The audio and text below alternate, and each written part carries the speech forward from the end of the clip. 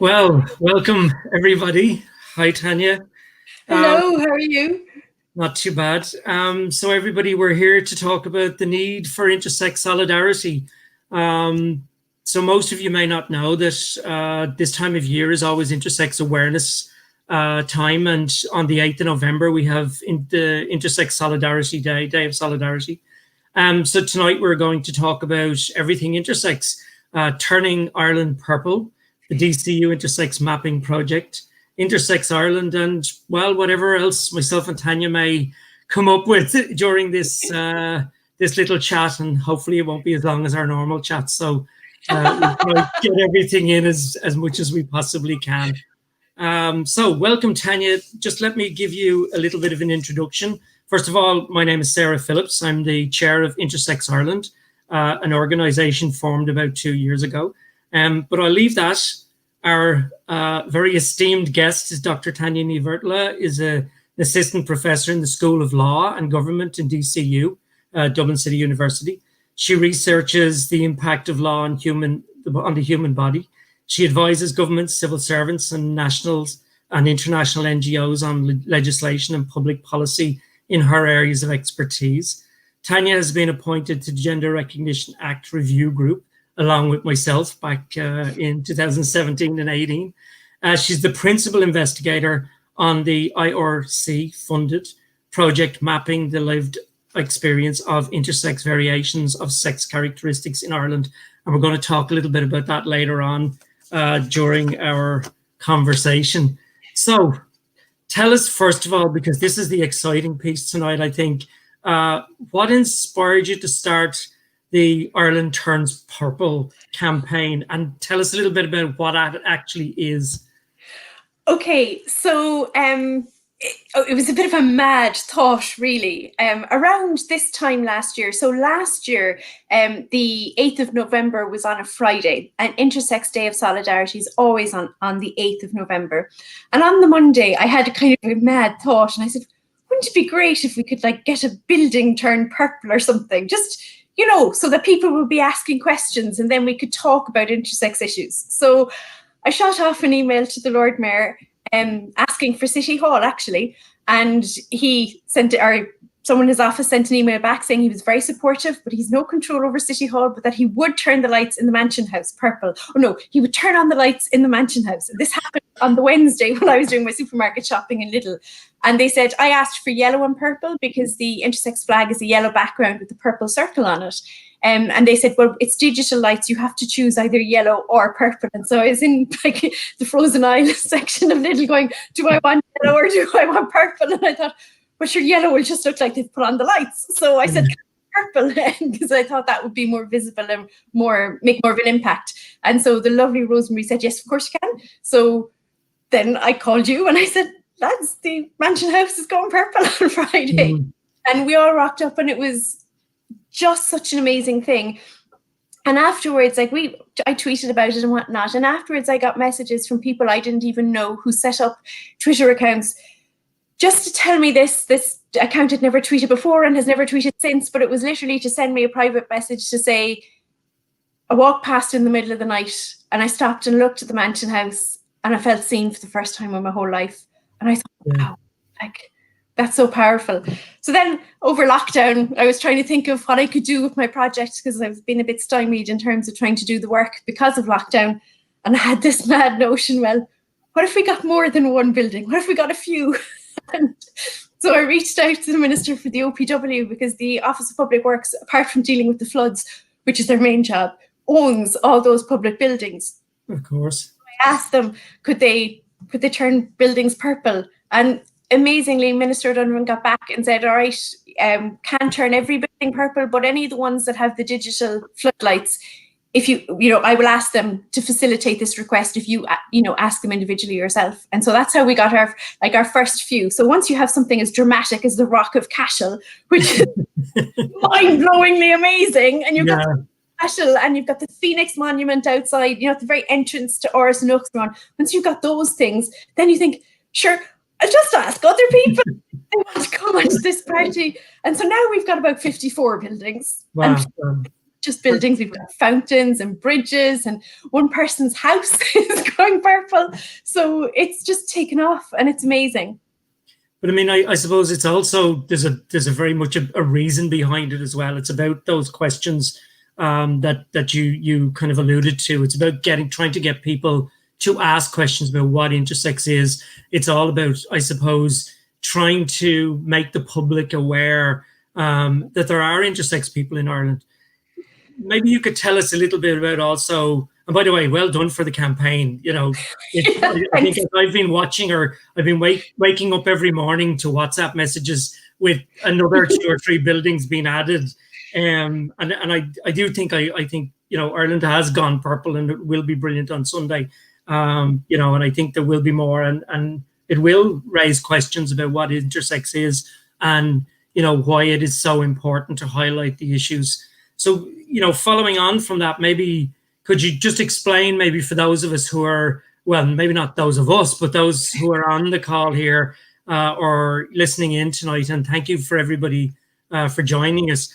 You know, what actually the word intersex is, what it means, and maybe just give us a little bit of a broad, you know, definition, at least to start with anyway, and maybe we can have a conversation about that. Sure. Intersex is an umbrella term. It's a word to describe people who are born with bodies that are not typically male or female. So their bodies may combine male and female sex characteristics, or are just put together in a way that would be atypical, that's considered a bit different. So that's what intersex is. You could kind of put medical diagnostic labels on it, but there's a load of them. There's over 30 diagnostic labels for various different versions of intersex, and there are people who have bodies that are very clearly intersex, but they don't match any of the diagnostic labels. So it's a catch-all term for people born with these kinds of bodies. Yeah, and I mean, I suppose it's also important to realize that this is not something that is, you know, ultra rare. You know, when you take that catch-all kind of definition, there's quite a large percentage of the population that would actually have intersex conditions, and sometimes you don't even know about those conditions at times. You know, for various reasons. Sometimes it's at birth these conditions people are aware of, but also later on as they reach puberty, or even as they get older. You know, that these things come to light. So, you know, from that perspective, is what sort of percentage of intersex people, you know, are there out there in the world, for instance, or do we see numbers wise that we think there are? Well, the UN tells us that it's about roughly 1.7% of the population. So that's just under 1 in 50. Do you know, it's around the same as the proportion of naturally occurring redheads. So, or people with green eyes. I said that to my husband, you know, it's about the same as people with green eyes. And he said, I don't know anyone who has green eyes. And I looked at him, you're married to someone who has green eyes. I mean, I suppose it assumes a level of kind of awareness of what's going on in the world. But about that much, so it's much more than we think. Yeah, and I mean, for those of us who have no experience, maybe those people listening in have no experience of maybe even knowing intersex people. For the best part, a lot of individuals, you know, see it as a medical issue, and therefore they look to adjust that. But a lot of the issues around intersex, you know, bodies are the things we don't hear. They're about things like where we have medical interventions at birth, etc., and that then causes further problems throughout the rest of people's lives. You know. Yeah, well, intersex in and of itself is very rarely dangerous to either your health or your life. So you can live a perfectly healthy, ordinary, boring life with an intersex body, and no one will ever know. And we know that because people get the whole way to the autopsy table before it's discovered. So there's nothing dangerous about being intersex. It just is different. And so if it's caught young and uncovered early in life, there can be pressure to change the body to make it appear more male or female, or to to be organized in the way we expect male and female bodies to present. And so essentially what you're talking about are cosmetic procedures. Once you start doing that, that can then cause a need for a subsequent intervention to address issues that might arise from the first one. And so that can then have a knock-on impact across a person's life and across all aspects of their life. Yeah, I mean, like, I think I like using the example, for instance, of Caster Semenya, who probably had no real knowledge of her intersex condition until, the athletics bodies start to make her test. For those of you who don't know who Caster Semenya is, she's a runner who has been, she was winning races all around the place at one point.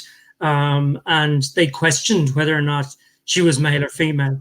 And as it turned out, she had undescended testes, if I remember rightly, and therefore high natural testosterone. But, for that young woman, she wasn't probably even aware that these things were going on for her in her body. I'm not sure the background of it, but, for a lot of individuals, that's sometimes what happens. Can you only imagine what that must be like for someone to have like this private part of themselves that they don't even know dragged through public scrutiny in that kind of a way?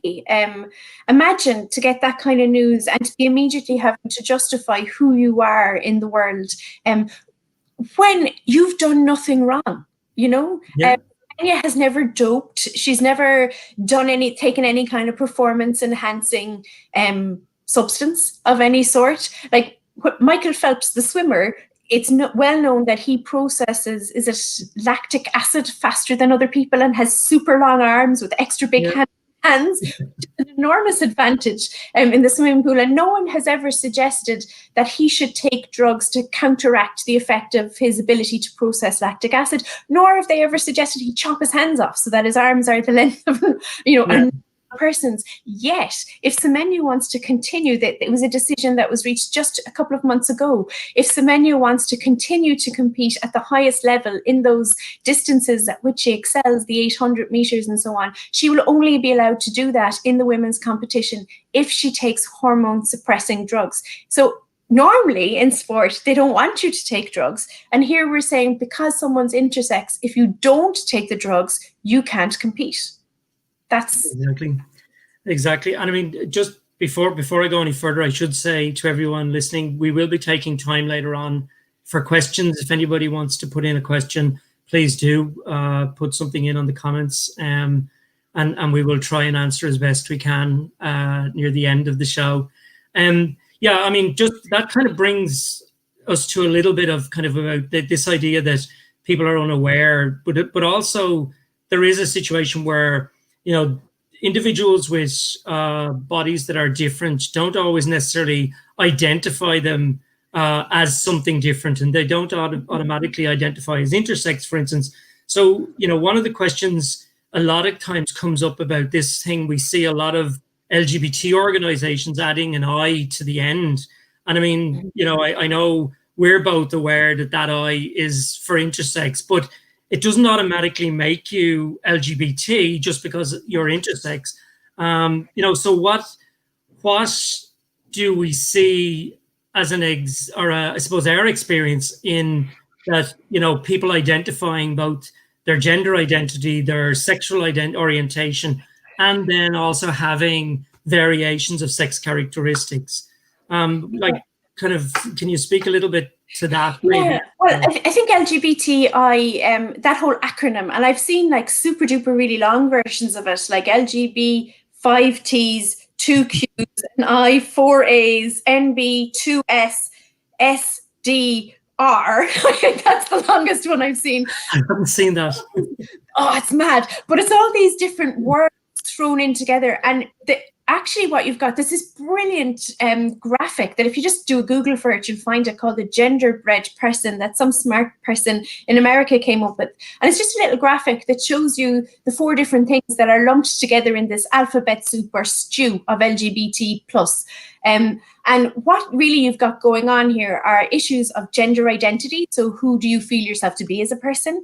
Issues of orientation. To whom are you sexually, romantically attracted? Issues about biology. So what is your body and how is it made up? And then issues of expression. How do you express who you are?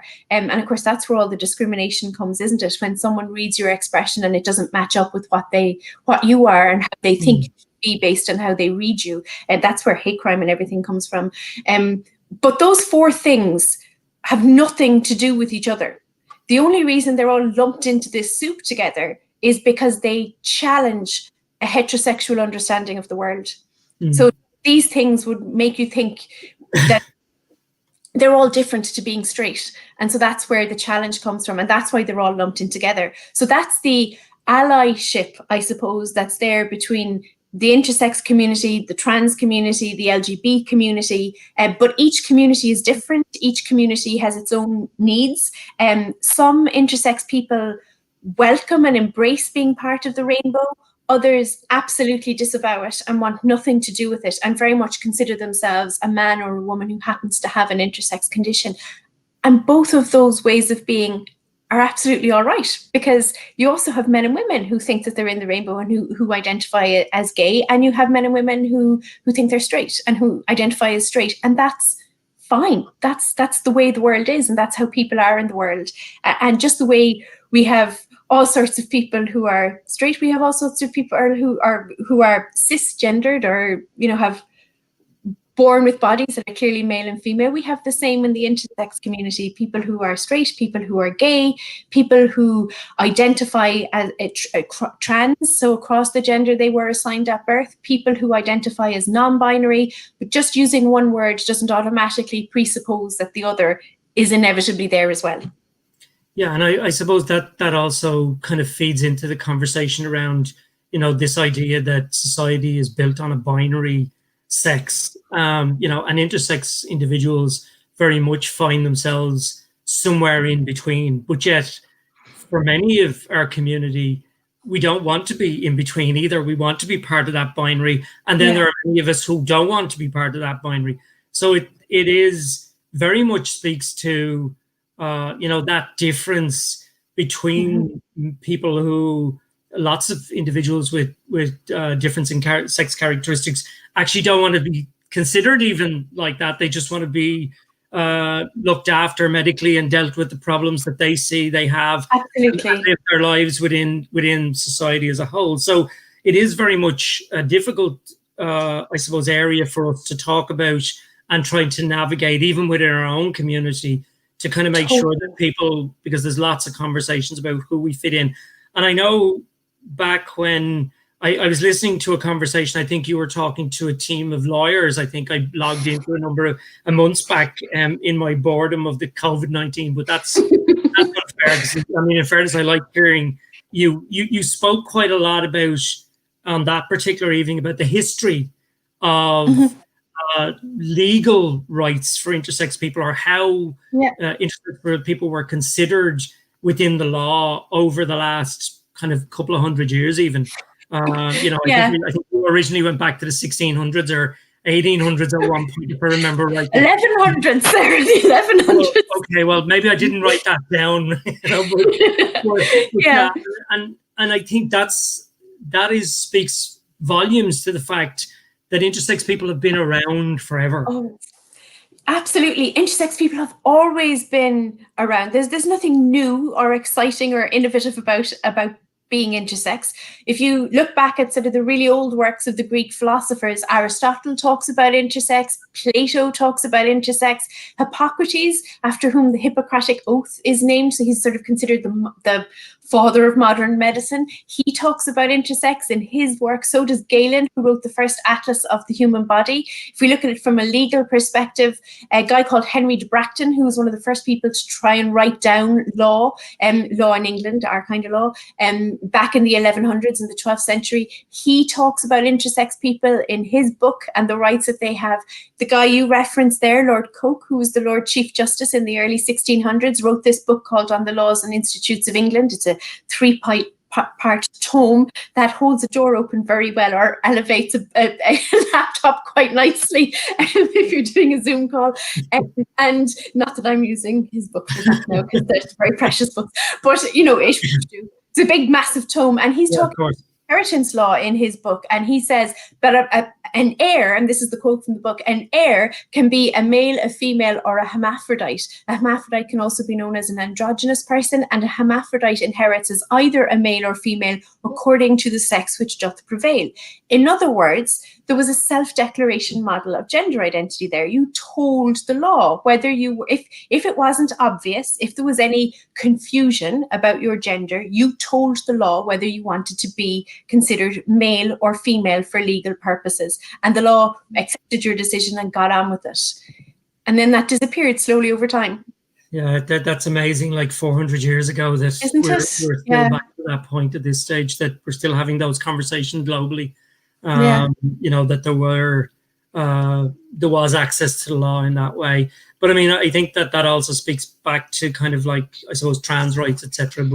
But in reality, I suppose where we are right now with intersex issues, there's quite a lot of issues pertaining to the community, to that community, both in relation to, you know, interventions at birth, around healthcare, future healthcare, around legal rights, and also about support, I suppose. So one of the things that we're here to talk about tonight as well is about the Intersex Mapping project, which is the project that you and your colleagues in DCU have started.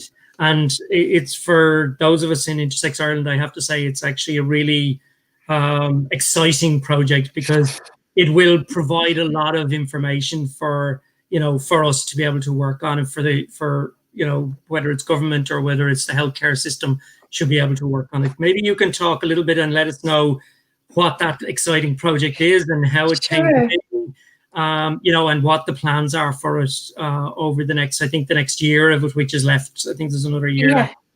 Yeah, so the Intersex Map, it's technically called Mapping the Lived Experience of Intersex / Variations of Sex Characteristics in Ireland. So as we've been kind of talking about, language in this space is really heated. And so we picked that phrase, IVSE, Intersex Variations of Sex Characteristics, to try and capture both people who identify as intersex and with that term, and people who do not, but who would meet the criteria.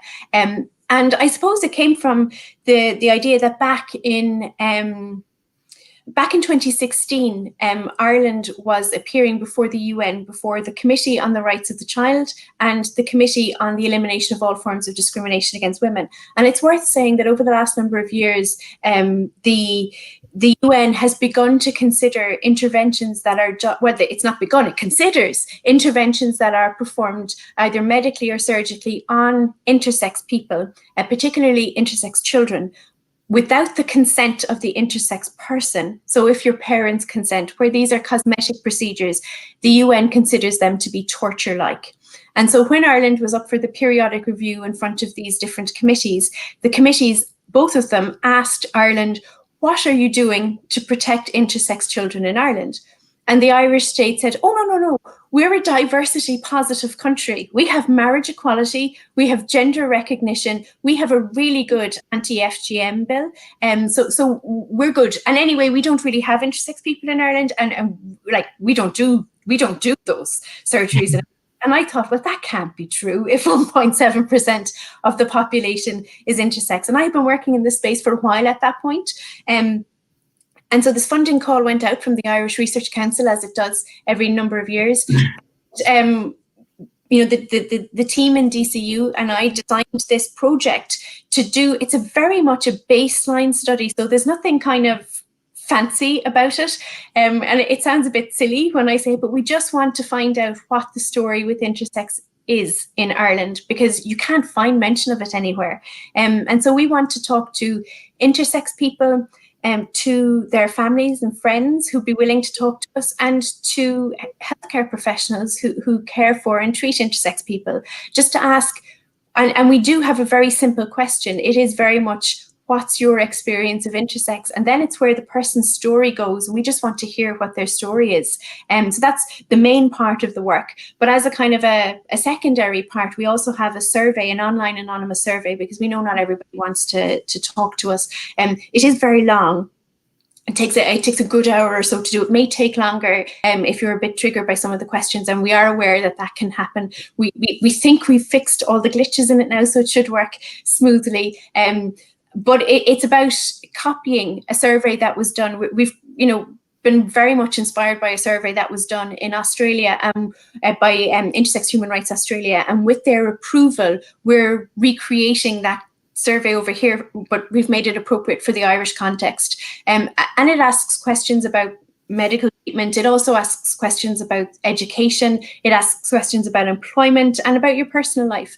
And we just want to be able to see, have those statistics so that they're all available. That's the purpose of the project, is to put together a report that literally tells what the story with intersex in Ireland is, drawing on people's stories and on these statistics. And then we have them for people who want to use them for advocacy work, or if the government want to have a look and say, okay, well, do we need to do some interventions here? What's the research telling us, so that they have proper evidence-based research? And then so we can compare what's happening in Ireland to what's happening in Australia and see what are the similarities and the differences across the world about this issue. So that's what we're doing with the project. It's dcu.ie/intersex if anybody is listening who might maybe want to get in touch with us.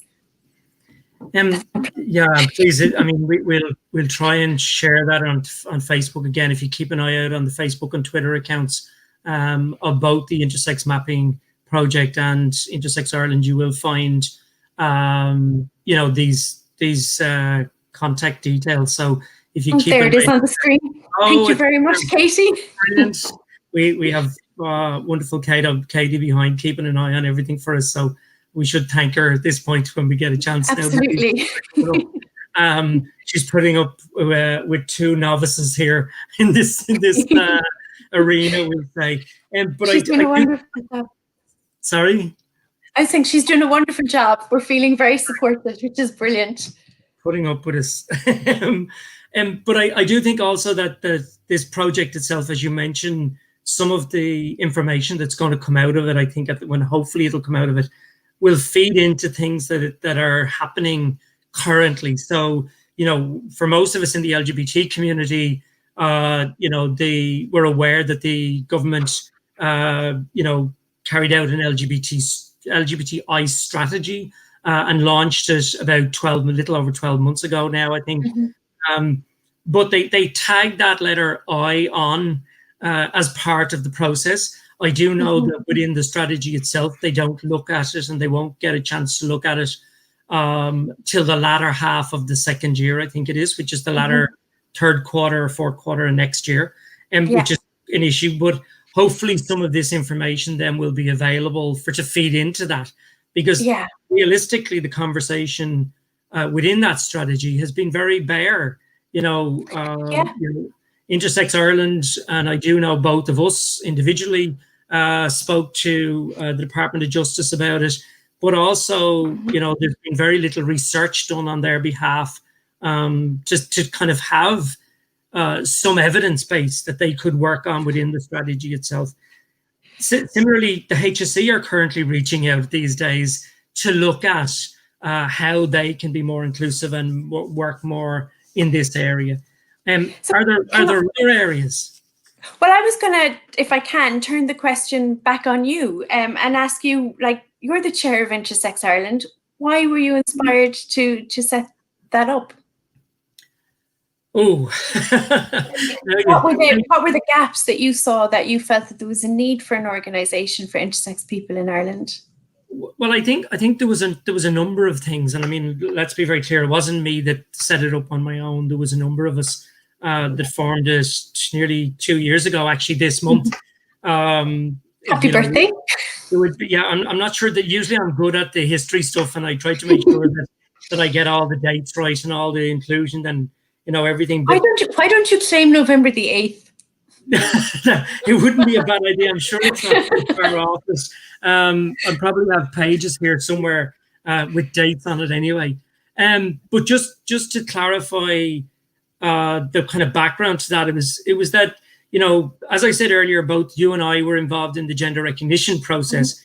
The minister at the time included intersex for consideration in that review, because it, as you're well aware, that had been in the original discussions and it had been left out of the final bill, around the access to the bill on behalf of intersex people explicitly. And because the bill was considered a binary bill at the time, it then didn't allow for even a third gender to be considered either, if an individual wanted to consider that. So people who are non-binary, for instance, are not included.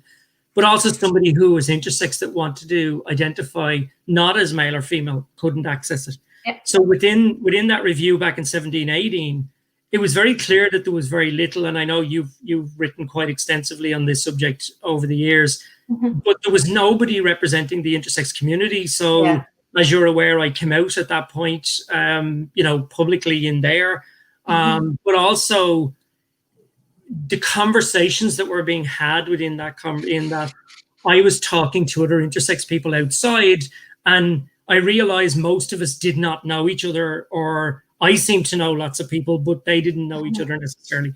And there were other individuals then that were making contact with each other. So in the latter part of 2018, I realized that there were a number of connections being made. So I reached out to a very well-known activist at the time. You obviously know Gavin Coleman, and made contact. We had a chat. Gavin, obviously, they knew a number of people. I knew a number of people.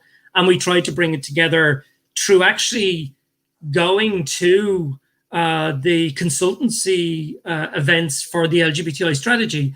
And it's funny because I dug this out this evening or this morning, which is actually our submission. As you'll see, it's handwritten on the day. And I took a photograph of us as we handed it up, because we were thrown in a back room just to have a chat about it.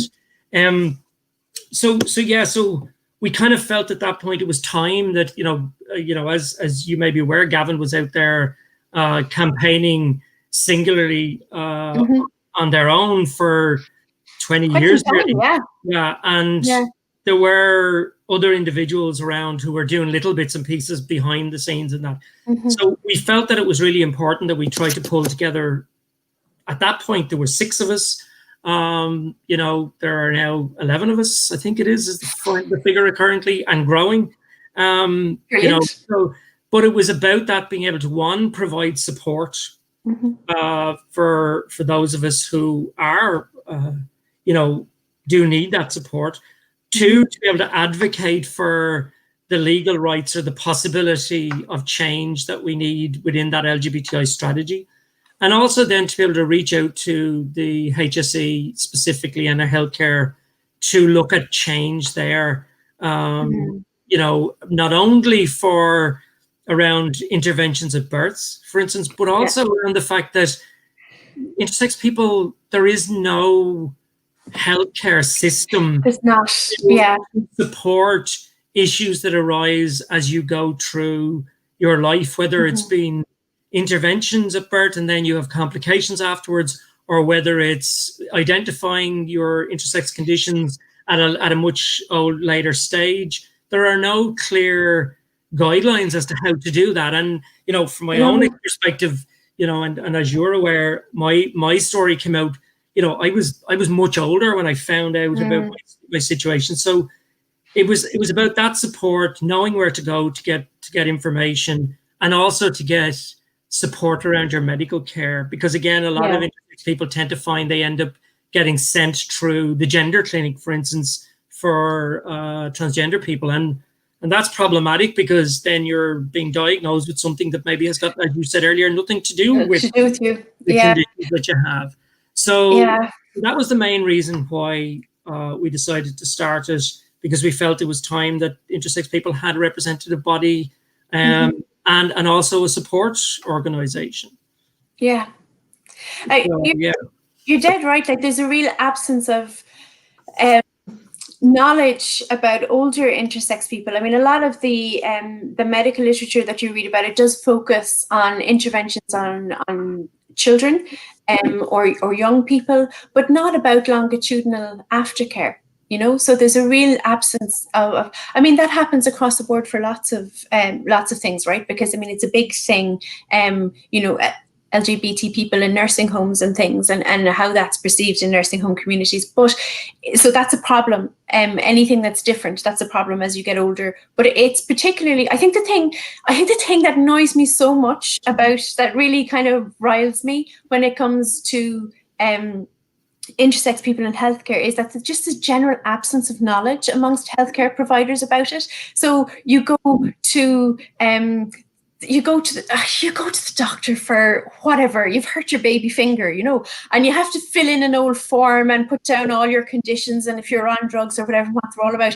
And then you go in to see the lad about the broken finger, and it's like, whoa, what's this? And you end up like wasting all your time talking about something that's not even the reason you're there, or if you are there for a reason connected to your intersexness, that you have to explain what that is before you can access the proper healthcare. And I just think that's an awful thing to do to someone, to make them be the educator of their own healthcare providers, and almost to make people be responsible. To make people be responsible for making sure that a mistake isn't made, that things are remembered and considered and all factored in. And that's just no way of being. And I think it would be great if, it would be just lovely if it was sort of factored in more to the training of healthcare professionals, so that people understood and knew what this was. And it wasn't just like a curio. If you happened to have an intersex person in a hospital while you were training to be a doctor, that you could wander in and have a bit of a gawk and see what that was like. I just think that's an awful way to treat people, And I think the other point is that, like, and this goes, and I know from a lot of us people's experience around trans issues, sometimes it's also about, being visible. Ireland especially wants the personal story.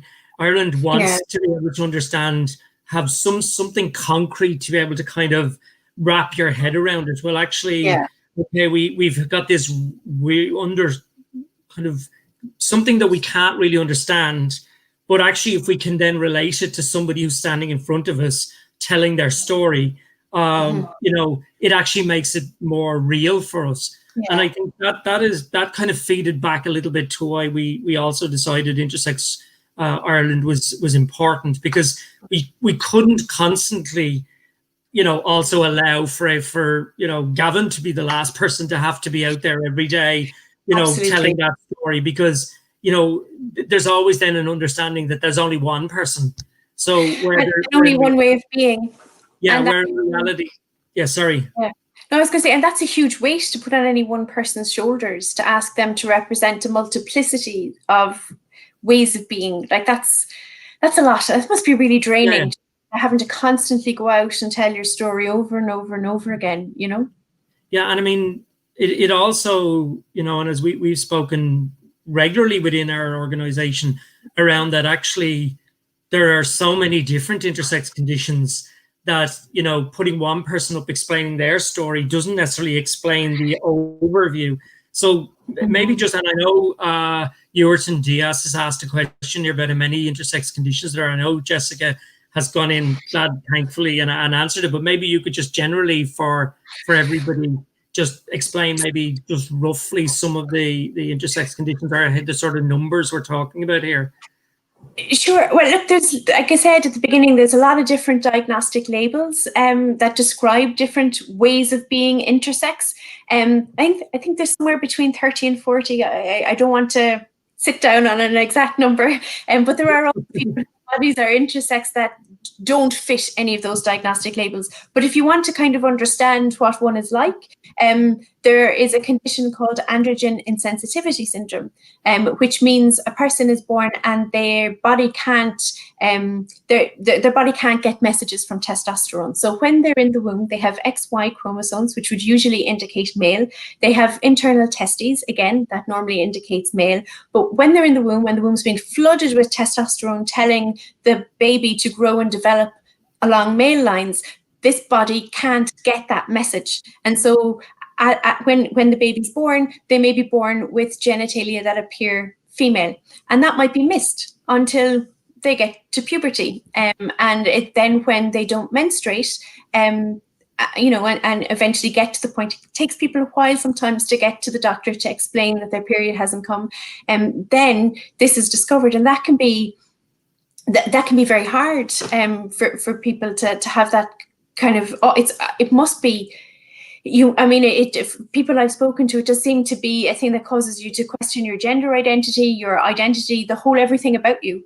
When that suddenly becomes, you become aware of that. So that's one kind of intersex condition, but there are many, and they all manifest in different ways. And just because that's the way I described AIS to you this evening, that doesn't mean that that's going to be every person with AIS's experience either. Mm-hmm. You can be more or less sensitive to the testosterone, do you know?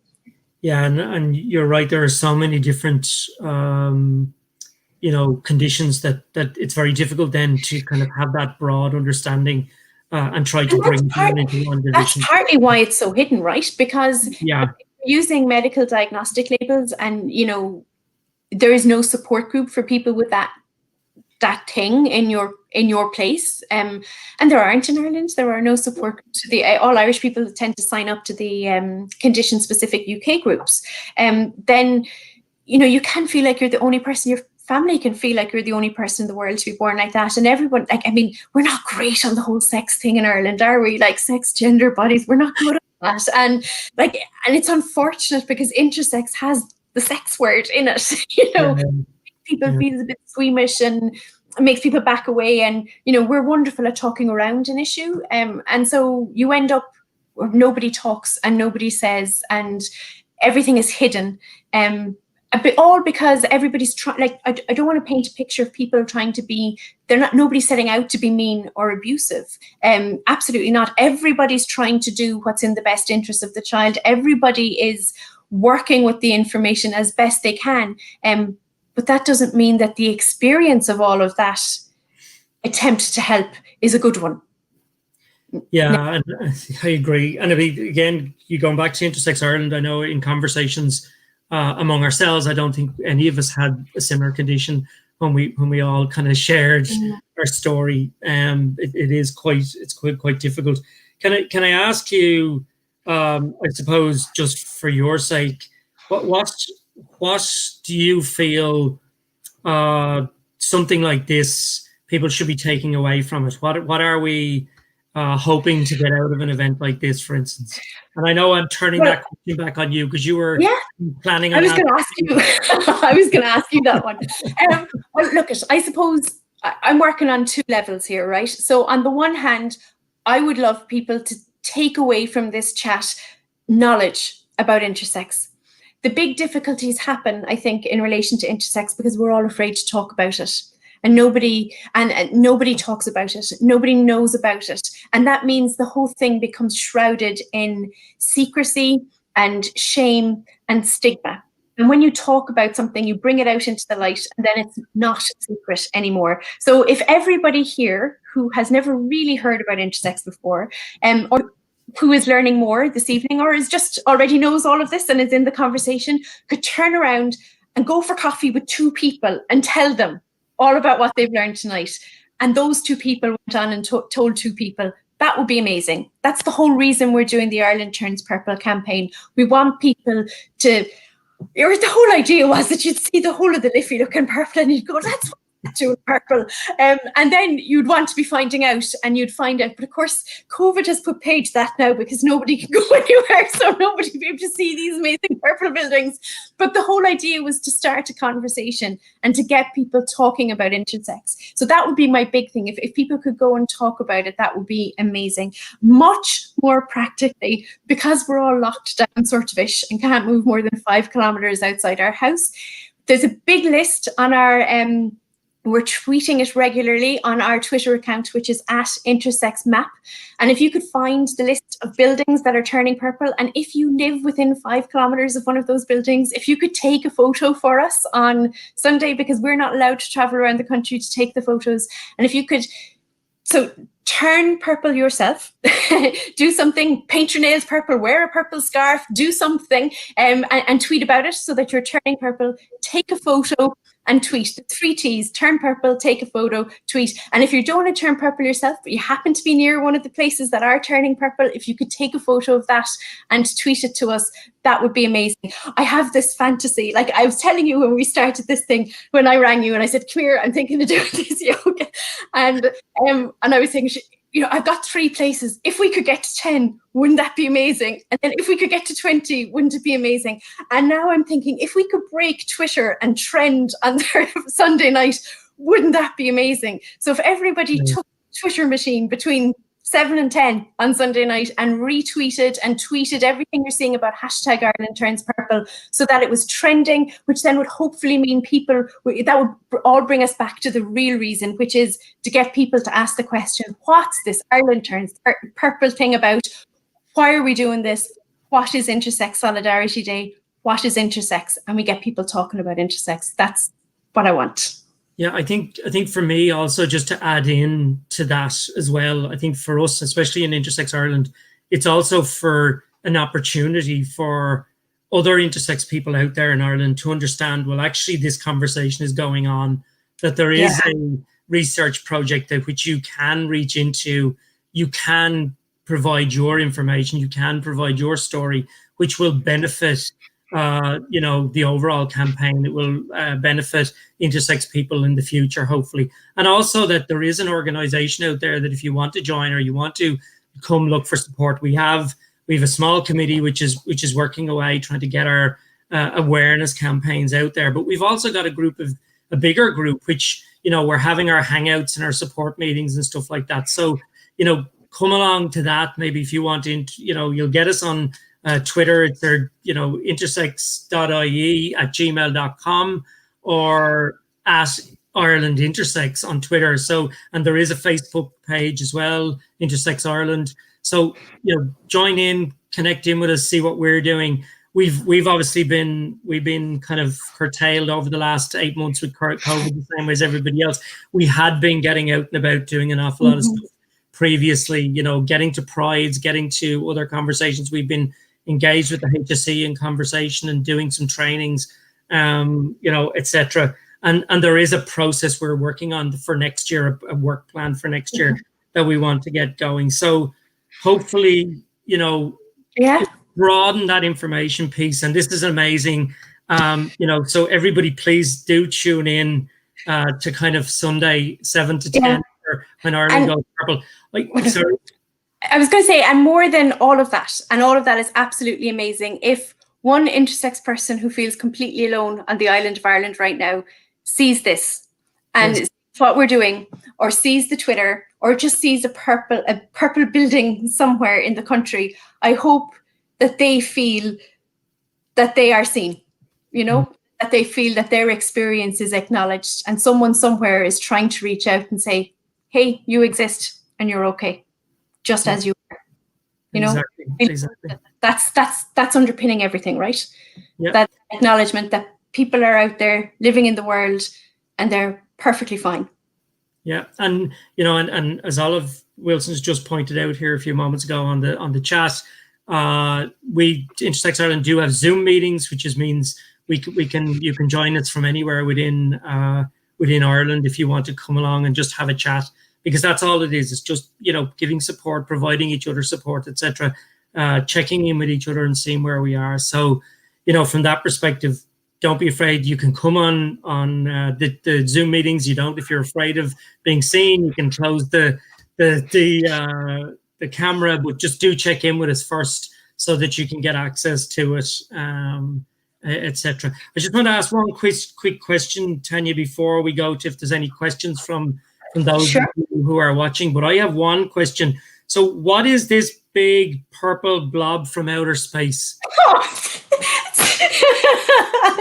Thank you, Sarah. Thank you. So that was my kind of, you know, verbal diarrhea of a moment. I was interviewed by News Talk there last week about Ireland Turns Purple.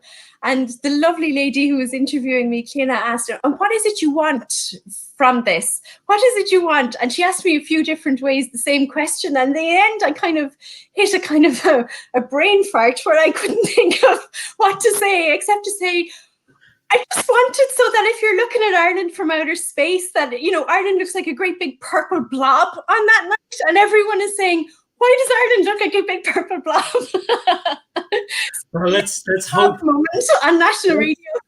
No, sorry for putting you on the spot, but I couldn't let that one go. All right, it's a funny story. And let's hope that we do see Ireland as a big purple blob. It would be brilliant, wouldn't it? I'm not sure. I don't know whether we've still got a few more minutes left, and I do know I think any questions that have come in so far, we've tried to answer them as we go along. There's been some really nice comments, as you'll see. Thank you. And thank you very much for everybody who joined us. Sarah Jane Cromwell says the distinctions are substantially different and the language needs to change and be more appropriate.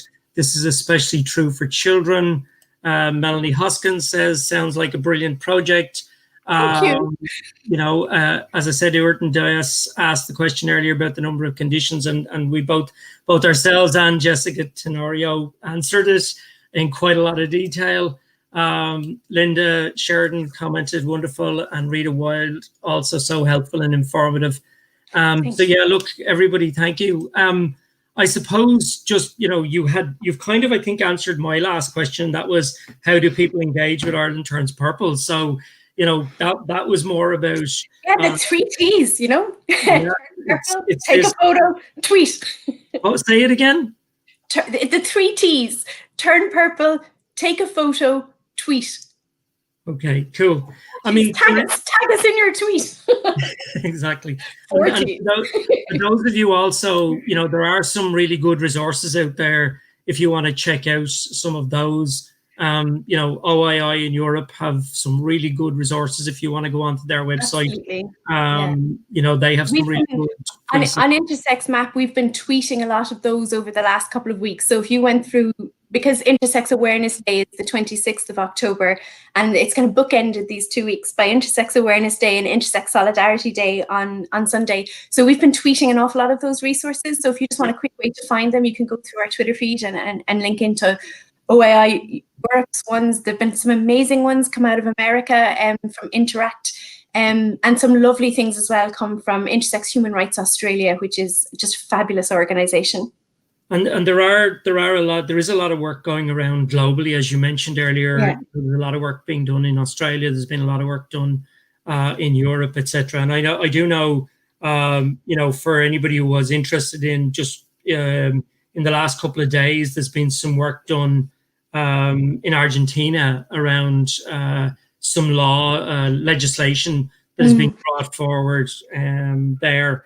And obviously, again, we probably should not go without mentioning the legislation in Malta, which is very inclusive, and also fed into a lot of the gender recognition review when we discussed intersex inclusion there, so that people could access, whether you were 1 or 2 years of age, or 10 or 50 or 70, you needed, as an intersex person, to be able to access the possibility of changing that gender marker on your birth certificate, because as your body develops and as your body changes or things are found out, you need to have the ability to be able to change that gender marker. So that's why, if somebody is unsure of why intersex is being included in there, it's not being conflated with being trans.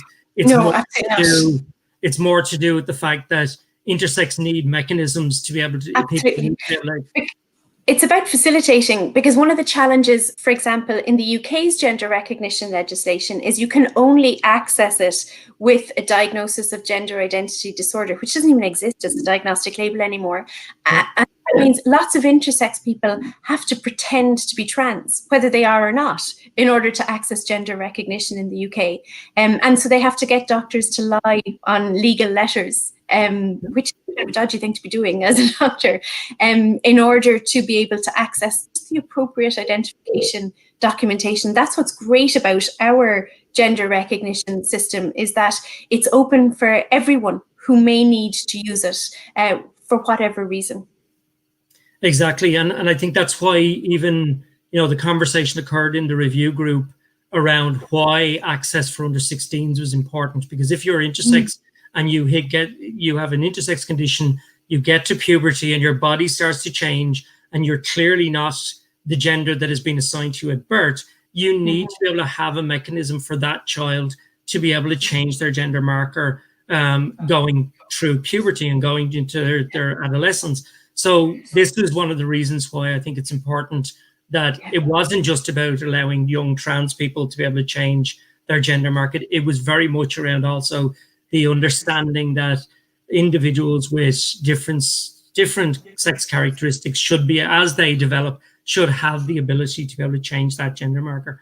So I think these things are important, that there's more said about them at a time when people talk about, a lot of blurring the lines of what we're actually trying to say here around gender recognition. Which I agree. Sorry. No, I was just going to say, and it's really important as well to note that, I'm not anti-surgery.